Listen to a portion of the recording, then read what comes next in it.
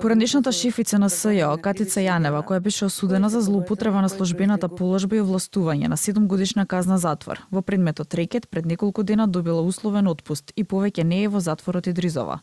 Информацијата за ТВ24 ја потврди првиот човек на управата за санкции Александар Пандов. Затворската казна формално трае до 2027 година, а според условите Јанева треба да се јавува редовно во кривичниот суд Скопје.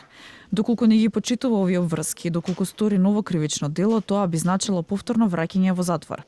Пред 5 години кривичниот суд донесе пресуда, 7 години казна затвор, апелациониот суд Скопје ја потврди пресудата во јули 2021 година, пошто таа ја издржуваше казната во Идризова.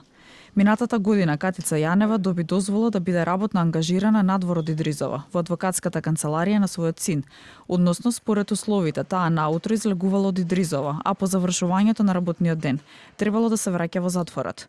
Првенствено Јанева ги исполнувала критериумите, но по увидот од управата за извршување санкции, таа го изгуби ова право затоа што било констатирано дека Јанева не ги почитувала условите.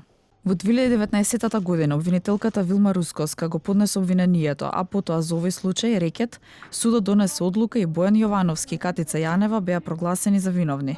Бојан Јовановски доби казна затвор од 9 години за делото примање награда за противзаконито влијание и за делото перење пари, а Катица Јанева доби 7 години за злоупотреба на службената положба и овластување.